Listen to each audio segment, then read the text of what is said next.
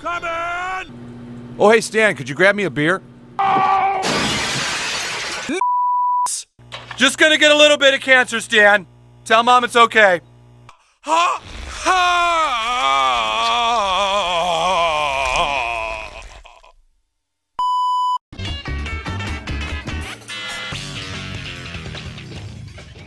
Is Randy Marsh the most problematic character ever created in TV history? While shows like South Park, Rick and Morty, and Family Guy feature notoriously problematic characters like Eric Cartman, Rick Sanchez, and Peter Griffin, some argue that Randy Marsh also stands out as a problematic character as well, and deserves a unique case study in character flaws and questionable behavior. Dad, aren't you supposed to, not drink and drive? I'm not drinking and driving, I'm driving while I'm drinking, right, boys? Initially portrayed as a simple, concerned father, Randy underwent a remarkable transformation throughout the series. Starting as a town geologist, he was not a standout character in the earlier seasons. However, as the show progressed, Randy became one of the most popular characters due to his erratic, self-centered, and over-the-top antics, which can draw some criticisms for pushing the boundaries of good taste. She's beautiful.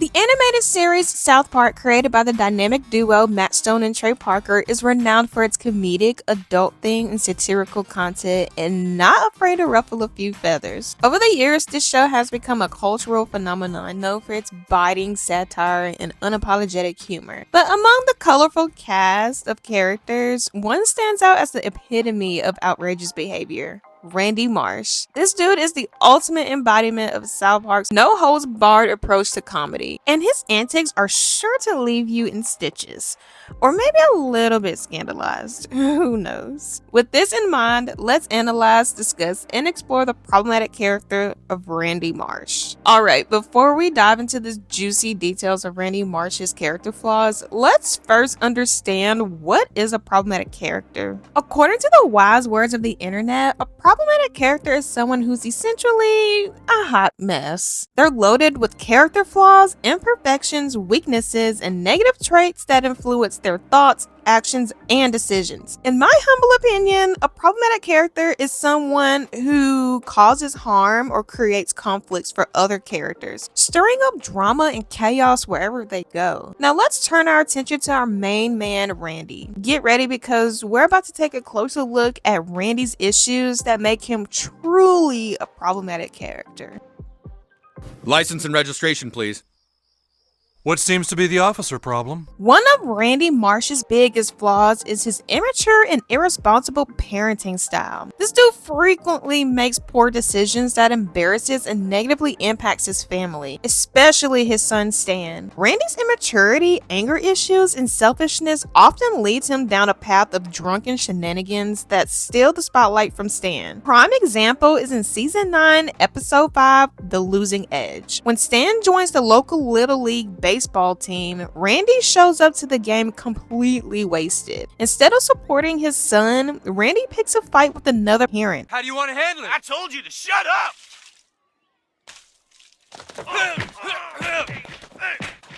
Escalating into an all-out brawl that leaves him bloody and arrested. It's clear from Stan's reaction Jesus, not again. that Randy's drunken fights at his son's games are becoming a regular occurrence. Talk about a terrible way to teach your kid how to regulate their emotions. Fortunately for Stan, he wasn't too invested in baseball. If he had been more passionate about the sport, Randy's disruptive antics and unnecessary fights would have been even more distressing for the poor kid. In the end, Randy's immature behavior overshadows what should have been a fun experience for Stan. But instead of creating cherished memories, Randy's selfish actions turn the Little League games into a personal battleground for his drunken ego trips. In the episode Bloody Mary, Randy's responsible parenting tendencies reach new heights. It all starts when he's pulled over for drunk driving with the kids, including Stan in the car. License and registration, please. What seems to be the officer problem? Sir, Why don't you step out of the car for me? Forced to attend AA meetings, Randy becomes convinced that his alcoholism is an uncontrollable disease akin to brain cancer or elephantitis. In a misguided attempt to cure himself, Randy shaves his head, rolls around in his father's wheelchair, and becomes obsessed with a Virgin Mary statue that supposedly bleeds and heals all diseases. Little does he know, there's no truth to this claim, but Randy's actions go beyond more delusional.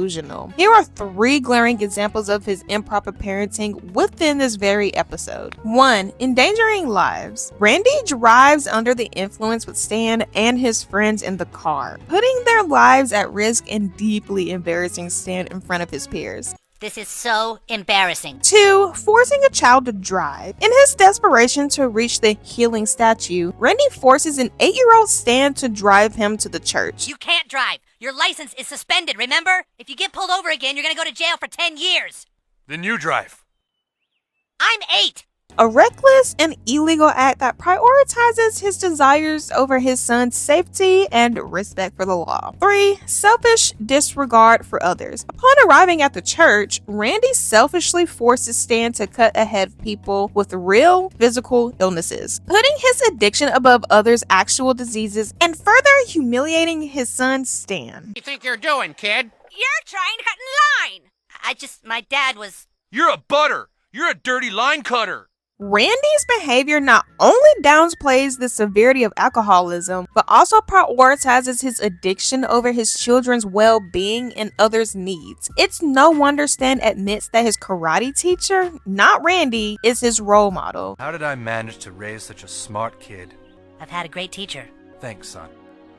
No, not you, my karate teacher. He's really smart. This episode perfectly encapsulates Randy's deeply flawed and irresponsible parenting, which severely negatively impacts those around him, especially his own son. It's a sad state of affairs when a child can't even look up to his own parent as a role model. While in the previous statement, I mentioned that in the episode Bloody Mary, Randy went overboard by forcing his son Stan to drive him to the healing statue. But he took things to a whole new level in the episode Future Self and Me. Instead of having an honest discussion, Randy hired an actor to play a drunk, addicted future version of Stan to scare him away from drugs. Talk about unethical parenting. By Randy hiring an actor to pretend to be a drug-addicted future version of Stan, he would much rather lie to him instead of having a good, honest, and wholesome discussion of drugs in a straightforward, educational manner. When Stan tried to expose the ruse by pretending to cut his own hand off, expecting the actor's hand to remain intact, Randy shockingly went too far. To maintain the illusion, he actually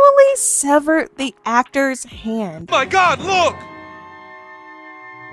taking the deception to a profoundly disturbing level. Randy didn't even try to stop Stan when he was about to cut his hand off. Here I go. I'm gonna do it. Stan! Yes.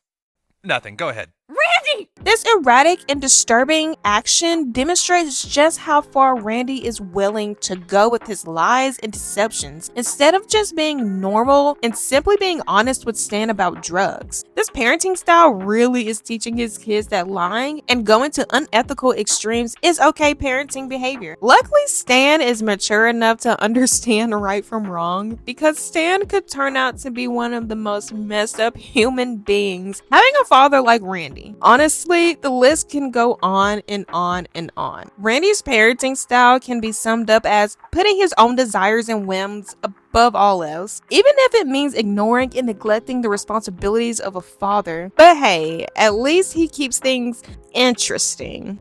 Stanley, the only reason Daddy used that word is that he thought he would win money. Alright, let's dive into the next juicy topic: Randy's inability to take responsibility for his actions. Now, here's where Randy drops the ball. Instead of stepping up and taking accountability for his actions, he either downplays their significance or doubles down on his bad decisions. It's like watching a train wreck in slow motion. Have you ever done something so embarrassing and insensitive in front of a large audience that even your family felt the secondhand cringe? Well, Randy found himself in a situation that left millions of people outraged and offended. In the episode with apologies to Jesse Jackson, Randy was ecstatic to be a contestant on the popular game show Wheel of Fortune. As he made it to the final round, the puzzle People Who Annoy You started to take an unexpected turn. With a few letters revealed, it began to resemble an extremely offensive racial slur. Despite his hesitation, Randy blurted out the N-word. Niggers! But the answer was actually naggers. Little did he know, this blunder would spark a firestorm of controversy and backlash. Instead of owning up to his insensitive remark and taking accountability, Randy played the victim card. On the drive home, his wife Sharon and son Stan were mortified, while Randy admitted that he only said the slur because he thought he'd win $30,000. Believe you said the N-word on national television. What? Well, what was I supposed to do, Sharon? I thought I was gonna make $30,000. A clear display of selfishness and disregard for others' feelings. The cringe-worthy saga continued when a comedian at a club mockingly referred to Randy as the N-word guy. Yeah, I know you. You're the guy that said "N" on Wheel of Fortune. Everyone wave to the guy. Say, hi, guy. Hi, Instead of acknowledging his mistakes, Randy sadly left the club, portraying himself as a victim being persecuted for using the offensive word. In this episode, Randy joins a group of other public figures who face backlash for using racial slurs, and they band together. This motley crew includes Michael Richards, the comedian infamous for his racist rant at a comedy club. Right now, motherfucker, blows out. He's a And Mark Furman, former Los Angeles investigator, the detective from the O.J. Simpson trial, caught on tape dropping the N-bomb like they were hot potatoes. Find a bruise on a pretty tough, huh? It's not like you're really listening to their words, because you key on what's the truth and what isn't. First thing, anything out of a mouth for the first 5 or 6 sentences is a fucking lie. Randy cozies up to these N-word guys, as he calls them, portraying themselves as victims who have been unfairly casted out of society for their insensitive blunders. It's a classic case of playing the victim card to the extreme. Instead of taking accountability for their offensive languages, this group of public figures doubles down, aligning themselves with each other and milking their perceived persecution for all it's worth. It's really a cringeworthy scene that highlights Randy's inability to take responsibility for his actions and his desperate need to feel oppressed, even when he's the one who made the insensitive mistake. Shelly, I'm sorry your little friend was killed by Spider-Man tonight. In this part, I really wanted to uncover a side of Randy that no one ever talks about. His dark history as a direct and indirect murderer. I will not be talking about everyone who he has murdered because I want to dedicate a separate video for that. Let's dive into the first sad tale of Sharon and Shelly's untimely demise in the post-COVID special. According to Stan's account, Randy locked up Shelly in the barn simply because she refused to tend to the weed chores, a task she despised. As the pandemic struck, Randy and Sharon's marriage crumbled, leading to a bitter divorce battle over the farm's ownership. Randy argued that Sharon didn't deserve half the farm since she contributed nothing to its upkeep. Exasperated by the constant fighting, Stan took matters into his own hands and burned down the barn, unaware that Shelly trapped inside. Didn't own half, she always hated weed, and she didn't do shit for the farm. He wouldn't give her half the farm, so I got sick of their fighting and decided to burn the whole stupid farm to the ground. And his sister was in the barn, and she burned to death. While Stan bears responsibility for Shelly's murder, Randy's actions indirectly led to her tragic demise. Overwhelmed by grief, Sharon took her own life, adding another layer to this tragedy. Although Randy didn't directly commit these murders, his actions set in motion a chain of events that claimed 2 innocent lives. That being caused the pandemic and locking up Shelly in the barn. The second example, Randy commits a gruesome act by strangling Winnie the Pooh to death. This event unfolds after Randy is released from a Chinese prison. Winnie the Pooh and Piglet were also imprisoned, labeled as enemies of China due to the Chinese government's censorship of Wendy for his resemblance to President Xi Jinping. I think that's how you pronounce it. Mickey Mouse, representing Disney, strikes a sinister deal with Randy. If Randy kills Winnie the Pooh, Disney will help expand Randy's weed business, Integrity Farms, into China. Randy lures Wendy into the dark alley with a pot of honey. As Winnie is distracted by the honey, Randy sneaks up behind him and strangles him with a cord. This scene is depicted in graphic detail with Winnie's blood splattered as Randy kills him in front of Piglet. The third and last example I wanted to give you is the murder of Shelley's boyfriend Larry. When Randy discovered that Shelley had tickets to see the musical Wicked with Larry, he became convinced that the show's subliminal messages would encourage Shelley to perform oral sex. Determined to stop this, Randy disrupted the performance by swinging through the theater dressed as Spider-Man and breaking open a water main, causing the theater to flood. In the chaos, Larry drowned because he stopped wearing his life preserver, leaving Shelley devastated at the loss of her boyfriend. While Randy denied responsibility, claiming that Spider-Man killed Larry, his irrational behavior and attempts to censor the musical were clearly the cause of Larry's tragic death. Now, I'm going to leave these here because, like I said previously, I would really like to make a dedicated video on this topic. Randy has killed a lot more people than this, which could honestly be very well into the millions. I'm not even joking. I'm sorry Stan sucks so hard sometimes. Don't give up, Randy. Humanity needs. Randy is one of the show's most beloved characters, and his antics have kept viewers entertained for years. However, his lack of consequences for his outrageous actions is both hilarious and very problematic. Randy's tumultuous marriage with Sharon is a prime example of his consequence-free lifestyle. Despite their frequent divorce and his less than stellar husband behavior, they always seem to find their way back to each other. It's as if the universe itself is conspiring to ensure Randy faces no lasting repercussions for his actions. Remember when Randy directly caused the death of Shelley's boyfriend? Or how about the pandemic special, where his actions contributed to the deaths of Sharon and Shelley and millions of other people? In any other show, such events would have landed the character in serious legal trouble. Another example I could think of is when he manipulated Sharon into becoming more active by creating his own Broadway shows, because apparently taking your wife to a Broadway show makes your wife more sexually active, I guess. But Randy